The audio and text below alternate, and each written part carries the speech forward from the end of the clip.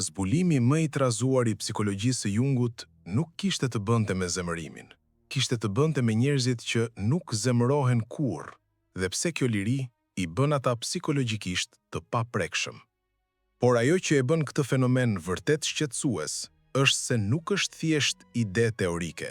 Carl Jung e hasi për herë të parë në jetën reale, në fillim të shekullit të 20, kur u përball me një fenomen që nuk kishte emër. Pacient që mbeteshin plotësisht të qetë ndaj fyerjeve, kritikave dhe tradhtive.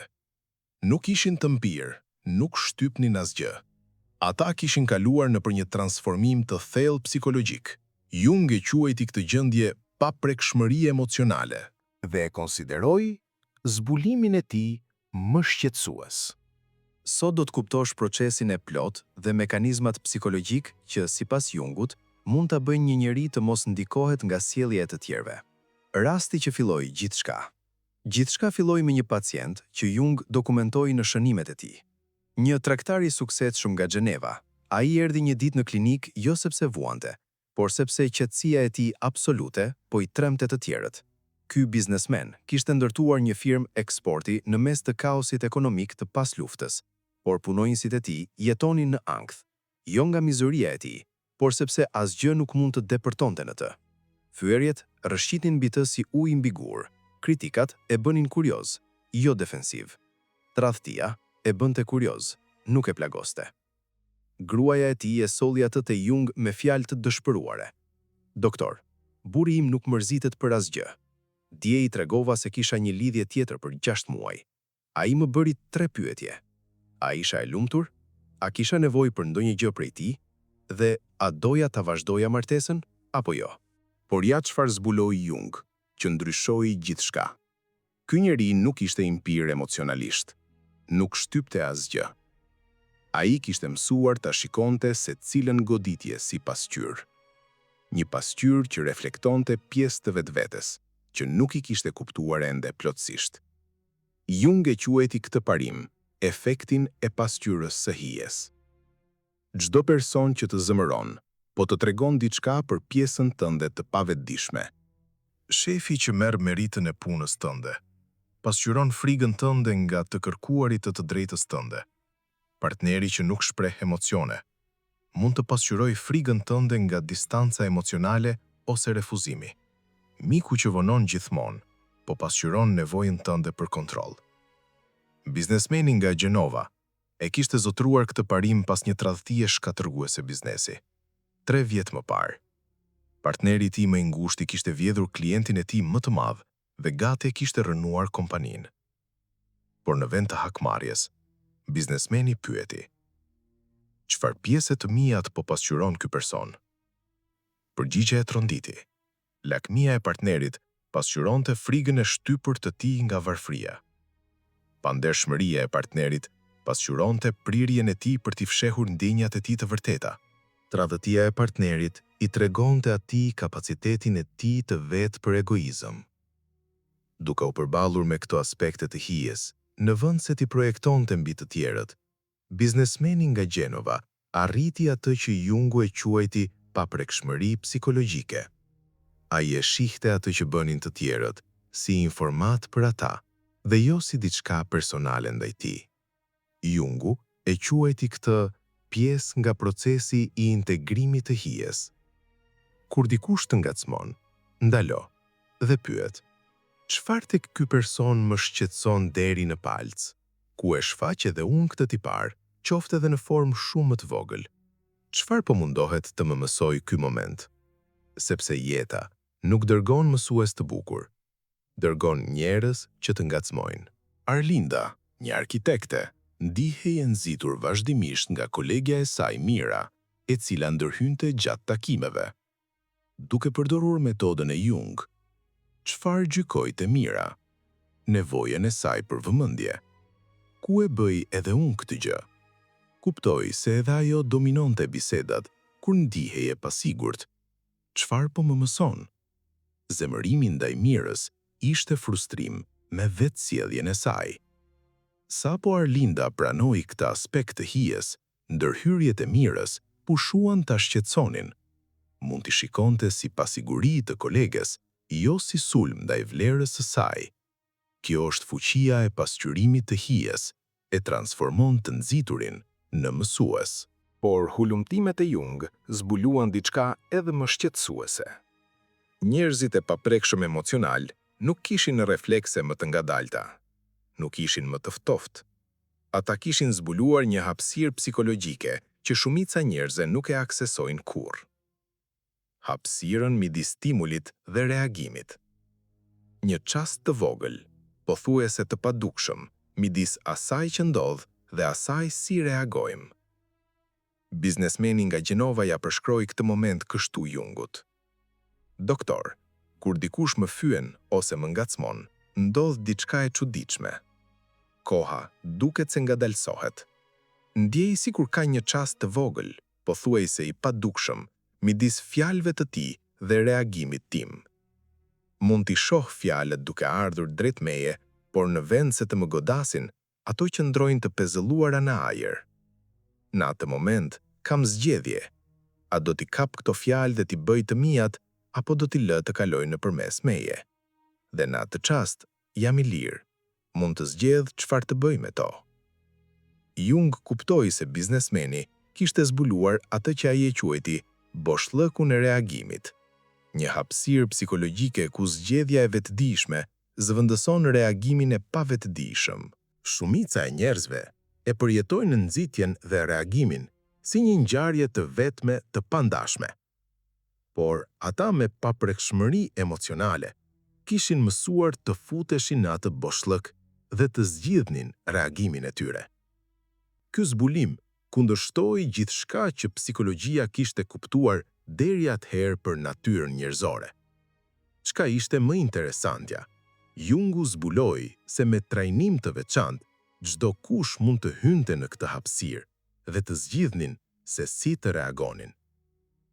Teknika që Jung zhvilloi ishte shumë e thjeshtë, por shumë esenciale, e quajti protokolli i vëzhguesit. Kur të nxisin, në vend se të reagosh menjëherë, ti ndalon dhe merr frymë vetëdijshëm, e vëzhgon në nxitsin dhe reagimin tënd pa gjykim, sikur të shikoje një film ku ti je spektator, jo aktor. Por më e rëndësishmja, ti observon reagimin tënd të brendshëm, duke mos u bërë reagimi yt. Njohuria kyçe e Jung ishte kjo. Ti nuk je emocionet e tua. Ti je vetëdia që i vëzhgon emocionet e tua.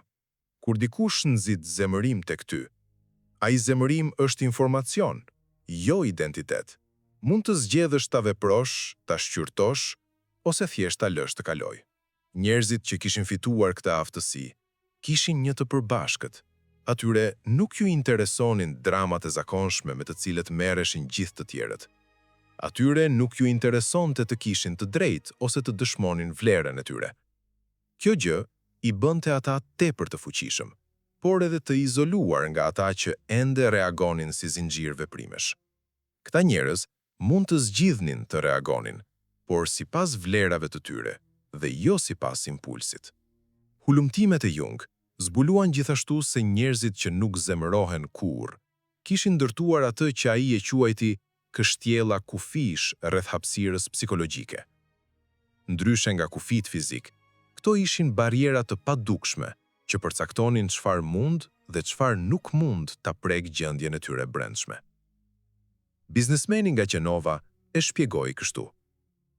Doktor, kuptova se njerëzit mund të prishin qetësinë time vetëm nëse u jap leje. Fjalët e tyre, veprimet e tyre, emocionet e tyre janë ngjarje të jashtme, bëhen përvoja të brendshme vetëm nëse zgjedh ta përvetësoj. Jung dokumentoi 3 lloje kufish psikologjik te pacientët e tij të imunizuar. Filtri i rëndësisë. Ata kishin mësuar të absorbonin vetëm informacionin që i shërbente rritjes ose qëllimeve të tyre. Gjithçka tjetër pranohej, por nuk internalizohej. Kufiri i pronësisë. Mund të dallonin midis emocioneve të tyre dhe emocioneve të tjerëve. Kur dikush zemërohej me ta, mund ta shikonin si zemërim të atij personi dhe të pranonin që ky nuk ishte zemërimi i tyre. Identiteti të fortë. Kishin ndërtuar brenda një shtëpi me themele të forta. Kritikat i dëgjonin, por nuk i lejonin të caktonin vlerën e tyre. Jung zbuloi gjithashtu diçka shqetësuese për këto kufi. Njerëzit që i zhvillonin bëheshin magnet për ata që nuk i kishin. Shkaku, personi me kufi kishte stabilitetin që personat kaotik, jo stabil dhe me energji të çekulibruar, e kishin shumë nevojë. Biznesmeni nga Gjenova e përjetonte vazhdimisht. A i tha: "Doktor, sa më shumë qëndroj i qetë, aq më shumë njerëzit mundohen të më trazojnë. Duket sikur se ata punojnë më fort për të më provokuar. Sikur paqja ime i shqetëson më shumë se zemërimi im." Jung e kuptoi menjëherë. Njerëzit reaktiv i përdorin në reagimet e të tjerëve për të rregulluar gjendjen e tyre emocionale. Kur biznesmeni nga Gjenova ndaloi së dhëni atë reagim, ata u gjetën vetëm me vetveten. Dhe kjo ishte gjëja që i tremte më shumë. Pjesa e 8. Kthimi i projektimit. Por zburimi më shqetësues i Jung rreth paprekësisë emocionale kishte të bënte me atë që ai quajti kthim i projektimit. Pacientët e tij kishin mësuar një gjë të rrallë, të mos shikonin sulmin, por atë që fshihej pas tij. Kishin mësuar të shikonin përtej fjalëve. Kur dikush sulmonte, ata nuk shikonin armikun, shikonin plagët psikologjike që i nxitnin ato. Një ditë, një konkurrent i vjetër i biznesmenit nga Gjenova e sulmoi në një mbledhje biznesi para të gjithëve. E quajti njeri pa parime, të interesuar vetëm për para. Biznesmeni nuk u skuq, nuk u ngrit, nuk foli. Në vend të zemërimit ose mbrojtjes, ai ndjeu kureshtje. "Doktor, sulmi i këtij njeriu më tha gjithçka për psikologjinë e tij dhe asgjë për timen." Akuza e tij për pazemërsi zbuloi frikën e tij nga të perceptuarit si i ngrohtë. Fokusi i tij tek fitimi tregoi pasigurinë e tij financiare. Shqetësimi i tij për punëtorët ekspozoi fajin e tij për trajtimin e punonjësve të vet. Pacientët e tij kishin mësuar një gjë të rrallë, të mos shikonin sulmin, por atë që fshihej pas tij. Kishin mësuar të shikonin përtej fjalëve. Kur dikush sulmonte, ata nuk shikonin armikun, shikonin plagët psikologjike që i nxitnin ato. Një ditë, një konkurrent i vjetër e sulmoi biznesmenin nga Gjenova në një mbledhje biznesi, para të gjithëve. E quajti njeri pa parime, të interesuar vetëm për para. Biznesmeni nuk u skuq, nuk u ngrit, nuk foli. Në vend të zemërimit ose mbrojtjes, ai ndjeu kureshtje. "Doktor, sulmi i këtij njeriu më tha gjithçka për psikologjinë e tij dhe asgjë për timen." Akuza e tij për pazemërsi zbuloi frikën e tij nga të perceptuarit si i ngrohtë. Fokusi i tij tek fitimi tregoi pasigurinë e tij financiare. Shqetësimi i tij për punonjësit ekspozoi fajin e tij për trajtimin e punonjësve të vet.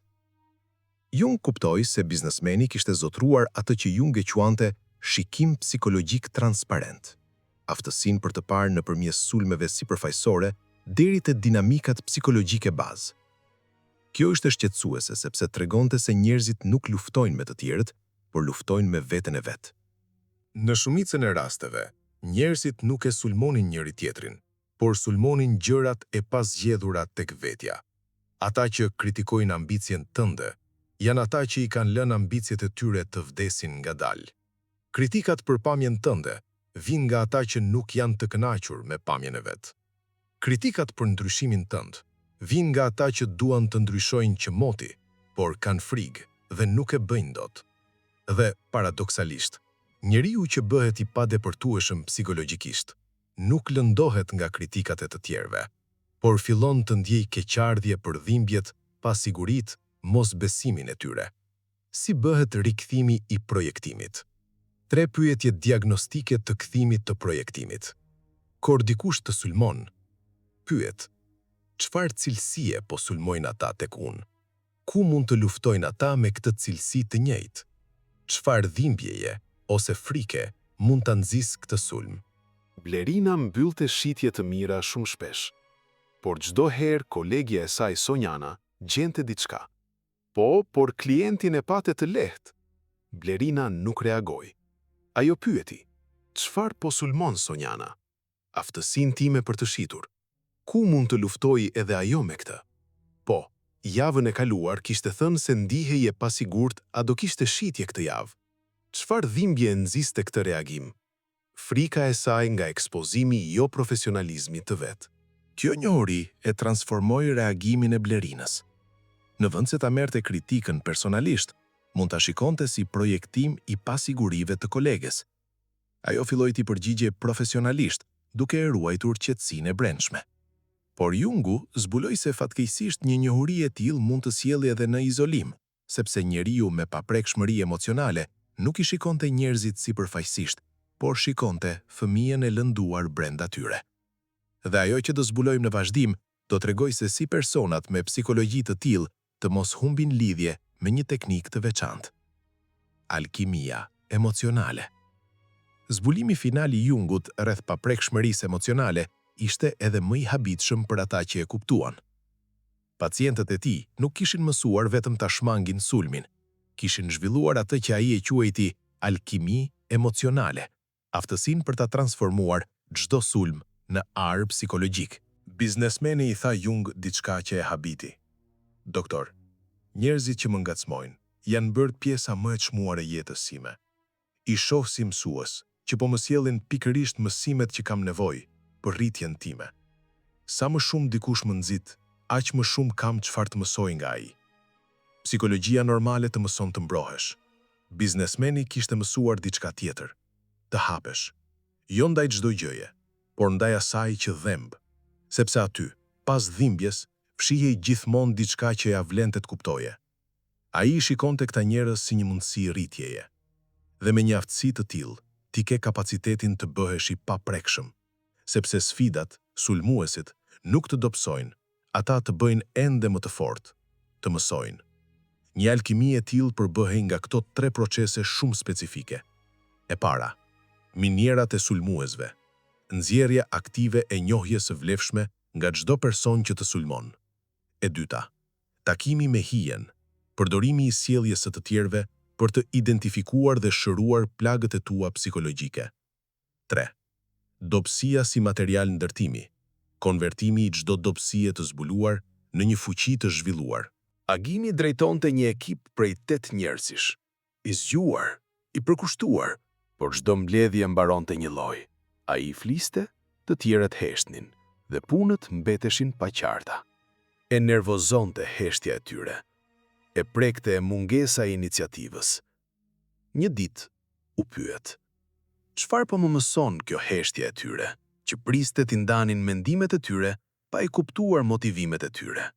Çfarë dobësie po më tregon kjo? Që ai fliste shumë dhe dëgjonte pak, pa aftësinë e tij për të dëgjuar në vend të shpjeguarit. Çfarë duhet të zhvilloj? Aftësinë për të dëgjuar nëpërmjet lidhjes, jo nëpërmjet presionit. Agimi e transformoi nxitjen e tij në mundësi rritjeje. Studioi psikologjinë e motivimit, mësoi të lidhej me qëllimet personale e ekipit të tij dhe u zhvillua në një nga liderët më efektiv të kompanisë. Nxitja e tij u bë katalizatori i zhvillimit më të madh profesional. Por ka edhe një rrezik i kësaj alkemie. Njerëzit që e përdorin mund të bëhen vetjak, duke përdorur ata që ende po menaxhojnë emocione bazë. Një tjetër rrezik është se këta njerëz ndihen sikur se jetojnë në një eksperiment psikologjik dhe jo një jetë të thjeshtë njerëzore. Fokusi ndron nga lidhja me njerëzit tek studimi i tyre. Dhe pikërisht kjo është ajo që do të tregoj atë që vjen në vijim, sfidën për të qëndruar njerëzor me një aftësi të tillë. Biznesmeni nga Gjenova i tha Jung: "Doktor, unë kuptova që imuniteti im ishte i paplotësuar në qoftë se më mbronte vetëm mua. Forca e vërtet do të thotë të krijosh hapësirë për të tjerët, të ndjejnë emocionet e tyre pa gjykim, duke ruajtur qendrën tënde." Qëllimi nuk ishte të bëheshit i paprekshëm, por i pathyeshëm, i fortë dhe i dhemshëm në çdo sfidë. Jung e quajti fazën e fundit luftëtari i dhemshëm, Dikush që mund të mbetej i paprekur duke u kujdesur thellë edhe për të tjerët. Luftëtari i dëmshëm mund të ndjejë dhimbjen e të tjerëve pa vuajtur, të dëshmojë kaosin e të tjerëve pa u bërë kaotik dhe të ofrojë mbështetje pa u varfëruar. Biznesmeni nga Gjenova filloi ta zotrojë këtë kaq plotësisht sa njerëzit filluan ta kërkojnë gjatë krizave të tyre emocionale më të rënda. Prania e tij dukej se qetësonte stuhitë e brendshme të tjerëve, jo nëpërmjet shkëputjes emocionale, por nëpërmjet zotrimi emocional. Ndjen gjithçka, por nuk kontrollohet nga asgjë. Shënimet finale të Jung nga biznesmeni nga Gjenova zbuluan sekretin e fundit të paprekshmërisë emocionale. Jung shkroi: ai ka mësuar të bëjë diçka që shumica nuk e arrin kurrë. Hapjen e plot me qëndrueshmërinë e plot tek vetja. Rruga e plot. Zbulimi final i Jungut për njerëzit me paprekshmëri emocionale zbuloi se ata në fakt thërrisnin një zëri një të vërtetë rreth natyrës njerëzore. Ne nuk jemi viktima të reagimeve tona emocionale. Me kuptimin dhe praktikën e duhur, kushdo mund të zhvillojë këtë imunitet psikologjik. Udhëtimi i biznesmenit që nga integrimi i hijes tek kështjellat e kufive, alkimia emocionale dhe së fundmi tek luftëtari i dëmshëm, përfaqëson udhëtimin e plot të zhvillimit psikologjik. Zbulimi më habitës për Jung nuk ishte se disa njerëz nuk zemërohen kurrë. Ishte nga ajo që zbulonte kjo aftësi, se mbrënda çdo njeriu fle ky potencial dhe shumica nuk e prekin kurrë. Nuk është çështje nëse e keni këtë forcë. E keni. Çështja është nëse jeni gati ta zgjoni. Pyetja nuk është nëse mund ta zhvilloni imunitetin emocional. Pyetja është nëse jeni gati ta përvetësoni fuqinë psikologjike që ju takon. Është një rrugë e hapur për çdo që guxon ta ecë. Dhe nëse ka dikush që ende mund të prish qetësinë, shikoje mirë. Është personi që nuk e keni kuptuar plotësisht ende. Vetvetja.